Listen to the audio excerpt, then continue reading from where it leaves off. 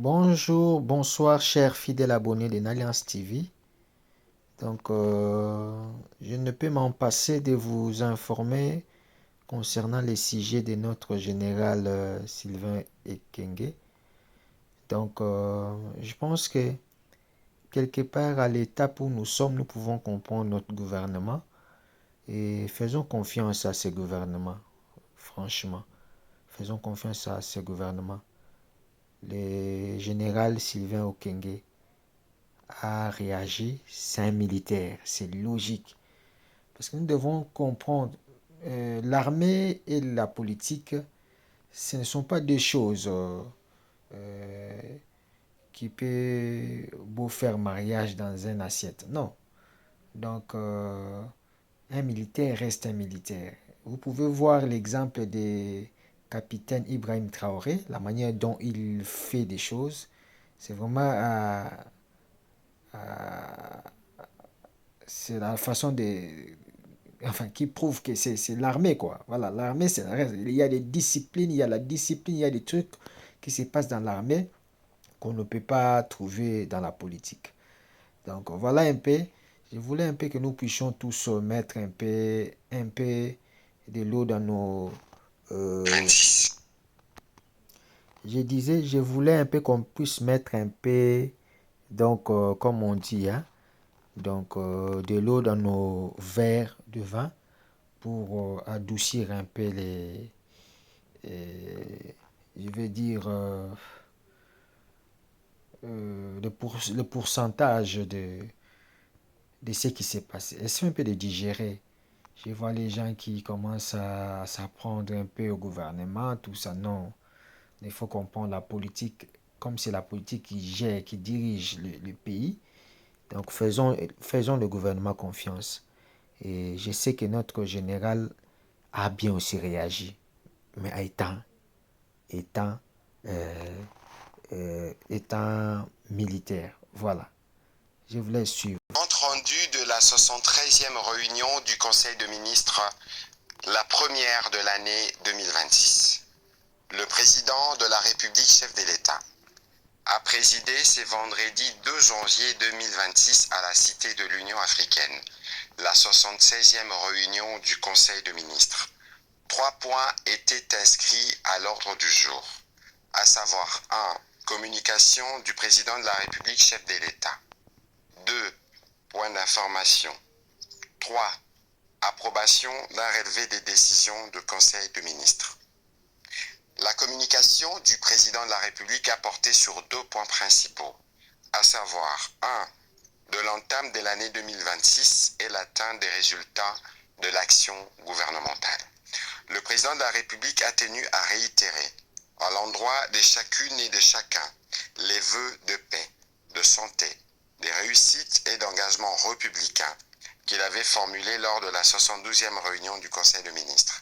À cette même occasion, il a rappelé les instructions à leur donner, lesquelles demeurent pleinement d'actualité et constituent le socle de notre action collective. L'année 2026, a-t-il insisté, doit impérativement être celle de la consolidation de l'action publique et du passage résolu de l'intention à l'impact concret et mesurable au bénéfice direct de notre peuple.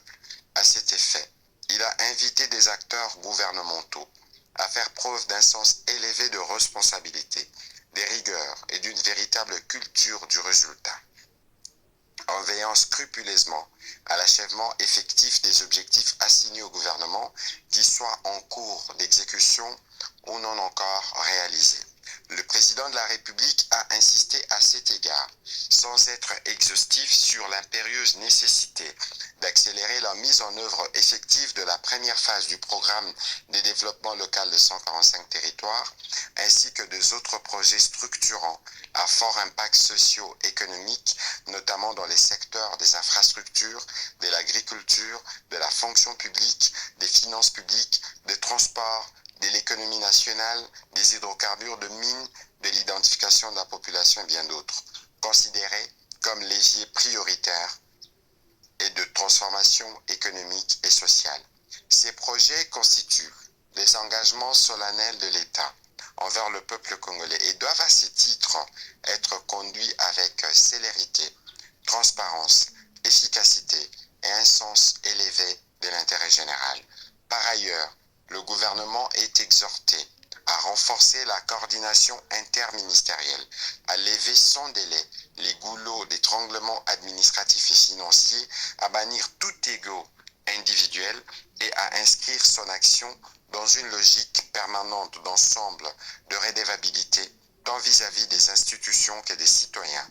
Chaque membre du gouvernement est ainsi tenu de produire, dans le strict respect des feuilles de route sectorielles qui lui sont assignées, des résultats concrets, mesurables et vérifiables, traduisant l'effectivité de l'action publique dans son domaine de compétences, tout en reconnaissant les défis persistants, notamment sur les plans sécuritaires et économiques.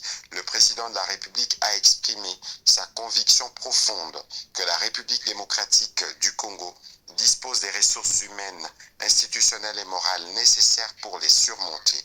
Il a réaffirmé que l'année 2026 sera placée sous le signe de l'espérance partagée, de l'action concrète et d'une transformation progressive mais irréversible de notre pays. Chaque membre du gouvernement est donc appelé à agir avec loyauté, pragmatisme, patriotisme et sens du devoir afin que les engagements de la République se traduisent en résultats tangibles au bénéfice du peuple congolais. À cette fin, la Première ministre a été chargée de piloter de manière coordonnée la production des résultats attendus et de mettre en place un mécanisme de monitoring interinstitutionnel associant les membres du gouvernement des secteurs clés concernés ainsi que son cabinet en vue d'assurer un suivi rigoureux, la capitalisation des avancées et la consolidation durable des acquis. Le deuxième point de la communication du président de la République a porté sur la nécessité d'une concertation préalable dans la communication étatique. Le président de la République a tenu à rappeler avec gravité que la parole publique engage l'État dans ce qu'il a de plus essentiel, sa crédibilité, son autorité morale, sa capacité à rassembler la nation et à préserver durablement la cohésion nationale. À ce titre, toute expression émanant d'un responsable public doit être empreinte de retenue, des responsabilités et d'un sens aigu de l'intérêt supérieur de la République. À cet égard, il a suivi avec une attention particulière la récente sortie médiatique du porte-parole des Forces armées de la République démocratique du Congo, diffusée sur la chaîne nationale, au cours de laquelle des propos à caractère méprisant et stigmatisant ont été tenus à l'endroit des femmes de la communauté Tutsi. Le président de la République a déploré vivement cette dérive de langage qui ne reflète ni les valeurs républicaines, ni l'éthique de responsabilité, ni la hauteur de vue attendue de toute prise de parole officielle, a fortiori lorsqu'elle émane d'un membre d'une institution aussi sensible et stratégique que l'armée nationale. De tels propos sont de nature à fragiliser la cohésion nationale, la cohésion sociale, à alimenter des tensions inutiles et à porter atteinte à l'image et à la crédibilité de l'État, tant sur le plan interne qu'externe. Il a dit approuver par ailleurs les mesures prises en son endroit, tout en rappelant avec insistance que la parole de l'État ne saurait être improvisée, émotionnelle ou approximative. Elle doit, en toutes circonstances, être portée avec retenue, responsabilité et clarté d'objectifs, en particulier lorsqu'elle concerne des questions complexes, délicates ou susceptibles d'avoir des répercussions sécuritaires, sociales, politiques ou diplomatiques. À ce titre, le président de la République en a appelé à l'ensemble des membres du gouvernement, aux responsables civils et militaires, ainsi qu'à tous les acteurs de la communication publique, à éviter toute sortie médiatique incontrôlée, notamment sur les sujets sensibles touchant à la défense nationale, à la sécurité, à la cohésion sociale et aux relations institutionnelles. La parole publique doit demeurer un instrument de rassemblement, de stabilité et de confiance, et non une source de division et de confusion, a-t-il insisté.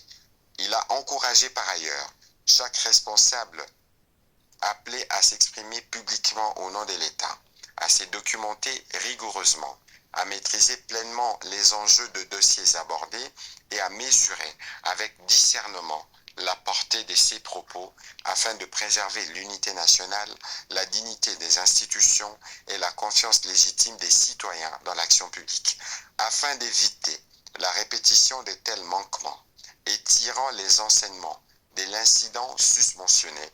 Le président de la République a rappelé ses instructions à l'endroit du ministre de la Communication et des Médias, porte-parole du gouvernement, de mettre en place sans délai un mécanisme formel de concertation préalable. Celui-ci associera son conseil spécial en matière de communication, les services de communication de la primature, de l'état-major général de forces armées, ainsi que ceux de la police nationale congolaise pour toute sortie médiatique diffusée sur la chaîne nationale ou tout autre média, dès lors qu'elle porte sur des questions délicates engageant On va vous donner 3 de communication de la primature, de l'état-major général de forces armées, ainsi que ceux de la police nationale congolaise pour toute sortie médiatique diffusée sur la chaîne nationale ou tout autre média, dès lors qu'elle porte sur des questions délicates engageant directement l'État. Dans la suite de la communication du président de la République, la première ministre chef du gouvernement a fait le point de la réunion stratégique du comité de pilotage des zones économiques spéciales qu'elle a présidé le 30 décembre 2025 sur le site même de la zone économique spéciale pilote de Kinshasa à Maluku. Les travaux ont porté sur l'état d'avancement des zones économiques spéciales, notamment celles de Maluku, de Kinmalebo, Maluku-Kinmalebo, Kishwishi, Musompo, Musienene et la Green Special Economic Zone de Guaka, Bujala en Sud-Ubangi, en droite ligne avec les engagements du gouvernement axés sur les résultats, l'évaluation des avancées et l'identification des contraintes affectant la mise en œuvre du régime des zones économiques spéciales. Des progrès ont été relevés en termes d'implantation d'unités de production, en dépit des difficultés liées à la fiscalité, à l'accès à l'énergie, aux fonciers, aux infrastructures et au financement. À ce titre, les décrets portant mise en place du guichet unique des S, récemment signé, devra être accompagné des mesures d'application, des manuels de procédure et des guides pratiques pour faciliter la participation des investisseurs.